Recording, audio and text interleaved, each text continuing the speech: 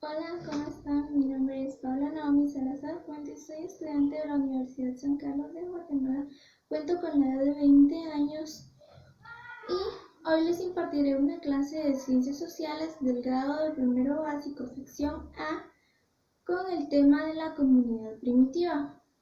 Pero, ¿cuál es la duda? ¿Cuál es la comunidad primitiva? ¿Qué es la comunidad primitiva? Cuando hablamos de la comunidad primitiva, nos referimos al ser humano.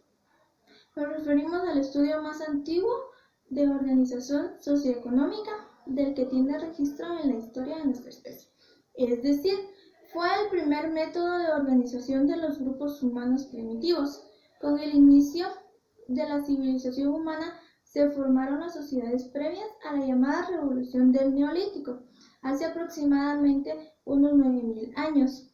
Y en este término también sinónimo de la jerarquía marxista, de la teoría económica, del comunismo primitivo, que es el modo de organización socioeconómica tribunal, comunitario y previo a la invención de la propiedad privada, que es la comunidad que ejercía en este entonces. De acuerdo a la doctrina de Karl Marx, esta organización inicia fue la era más adecuada para una comunidad humana nómada o seminómada que vivía de la caza, de la pesca y de la recolección, que es que en ella las distribuciones de las clases, el estrato social o incluso de género eran todavía necesarias ni relevantes, o sea, no se tomaba en cuenta si era mujer o hombre, si era blanco, moreno, etc. Las comunidades primitivas eran modestas en su tamaño y su número de integrantes, al menos en comparación con las que surgieron luego. Ejercían algún modo de cooperación simple entre individuos, compartiendo en sí la subsistencia de la población, siempre y cuando no creciera demasiado y sus necesidades superaran la capacidad productiva disponible. O sea que si creían que la cantidad de personas ya que iba aumentando en su evolución ya era demasiada, entonces les pedían a las personas que dejaran de tener hijos para que su estado de vida siguiera con su alimentación, con su plantación, que no se degradara mucho el suelo, con que no haya mucha contaminación, etc. Por otro lado, esto se considera el punto de partida de la civilización humana. Algunas de las características de la comunidad primitiva son: hoy en día se piensa que la comunidad primitiva estuvo determinada de las siguientes características, que a continuación la veremos. Está la sociedad nómada o seminómada, que vive de la caza, de la pesca y de la recolección. Está la sustancia total de propiedad privada y de sistema de clases sociales. La ausencia del intercambio económico, comercio o trueque. División del trabajo conforme a la edad y el sexo, siempre base a la capacidad física del individuo. Acá todavía había mucho racismo, si tenía alguna discapacidad esa persona no servía. Y las herramientas de trabajo, sumamente rudimentarias, de origen lítico y de hueso o de madera. Y la transmisión matrilineal, es decir, de la parte madre como ganante del patrimonio en lugar del padre, como sería después.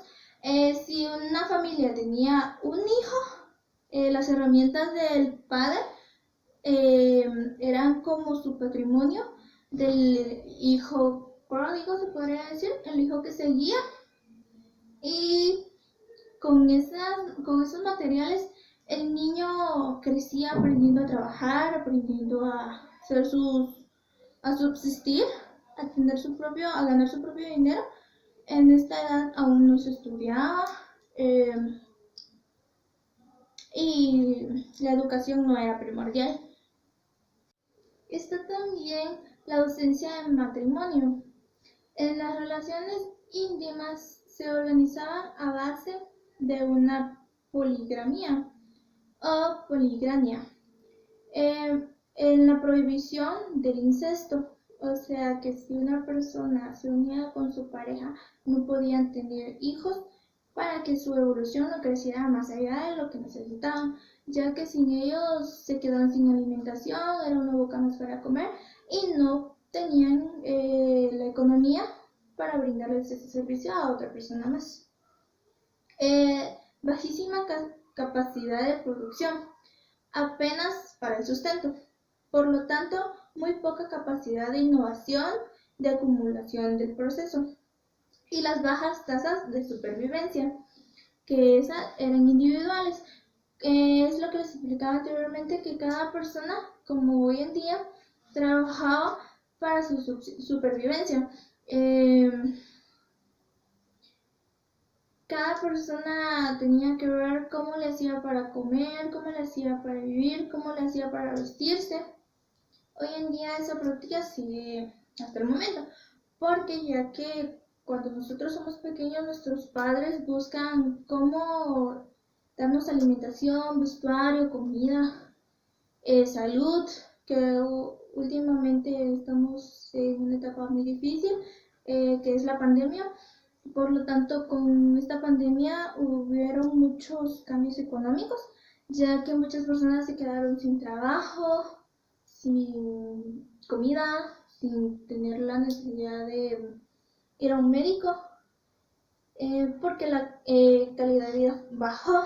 Si anteriormente ya estaba baja, con esta pandemia bajó aún mucho más.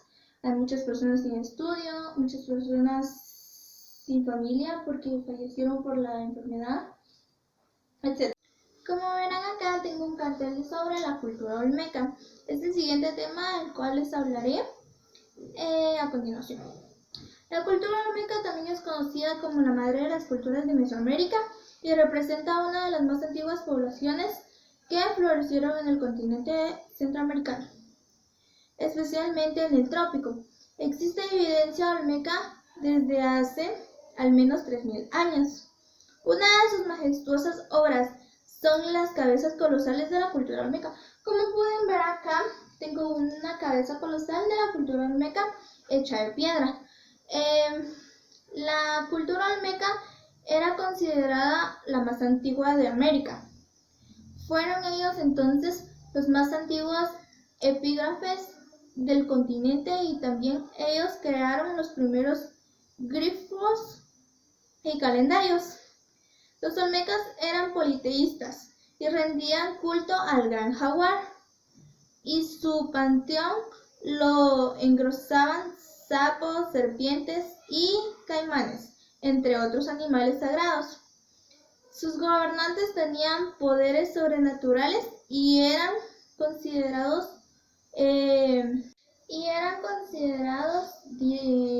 descendientes directos de divinidades, y fueron, como hemos visto, los primeros petroleros del orbe y crearon rutas comerciales que llegaban hasta el Valle de México y lo que hoy es Oaxaca, Guatemala, en general al mundo maya, donde comercializaban e intercambiaban jade, cristal, roca y obsidiana, magnetita y otros materiales primos de gran valor, que representaban los retratos de quien gobernaban los trópicos.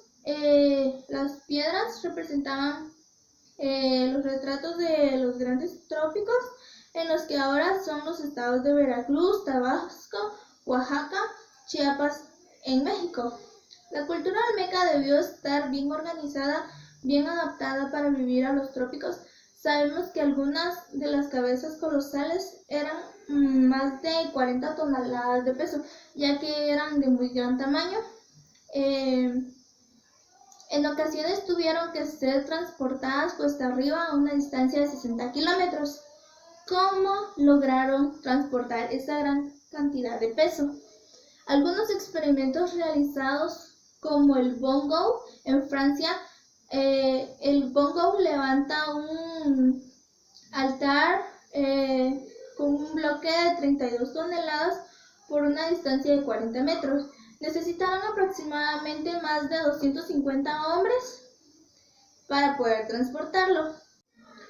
Otro experto realizado en Nias, en Indonesia, requirió de la asistencia de 325 hombres para mover cuesta arriba un monumento de 9 toneladas, siempre en la cultura olmeca, por una distancia de 4 kilómetros, con un periodo de 1 kilómetro por día, para que los olmecas pudieran realizar este tipo de actividades.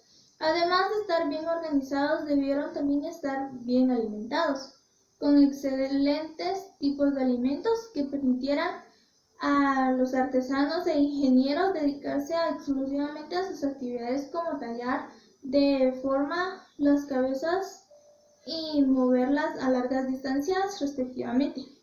¿Qué comían? ¿Cuáles eran sus fuentes de alimento? ¿Cuáles eran los excedentes de alimento? Aunque desconocemos gran parte de sus formas de subsistencia, sabemos que por el año 1400 a 1250 a.C. los olmecas ya utilizaban el maíz, pero no representaba una parte significativa de su dieta. Por otra parte, eran sedentarios, pero no hay evidencias claras de su agricultura, sino de su práctica mixta de cultivo, pesca, recolección de huesos, recursos silvestres. La cultura olmeca fue la primera en Mesoamérica que fundó las sociedades y centros urbanos. Los olmecas comenzaron en las prácticas, como vemos acá, los olmecas practicaban cómo hacer los rostros de sus majestades, de los descendientes de los trópicos. En ellos se basaban el rostro de las grandes cabezas colosales, las cuales hoy les presento acá en este cartel, que espero logren captar. Entonces, la cultura olmeca fue una de las primeras en mejorar el desarrollo de la comunidad, en la cual nosotros poco a poco lo fuimos evolucionando, cambiando de forma también de nuestro físico. La mayoría de las personas olmecas eran similares, eran casi iguales, que parecían gemelos. En el caso de los chinos, también en Asia hay muchas personas que son casi idénticas. Nosotros fuimos evolucionando, cambiando de rostro, y hoy cada quien nos representamos con nuestra identidad, con nuestros rasgos físicos, color de piel, etc. Para culminar mi clase también les expongo que las cabezas que tengo acá representadas han sido 17 cabezas colosales halladas hasta el momento en los principales asentamientos olmecas. Las escrituras que van desde las 6 toneladas hasta las 40 toneladas de peso aproximadamente. Se trata de representaciones de gobernantes y guerreros, y de todas las características distintas estéticas con las que ellos contaban. Gracias, espero que les haya gustado mi video y les sea de mucha ayuda. Muchas gracias.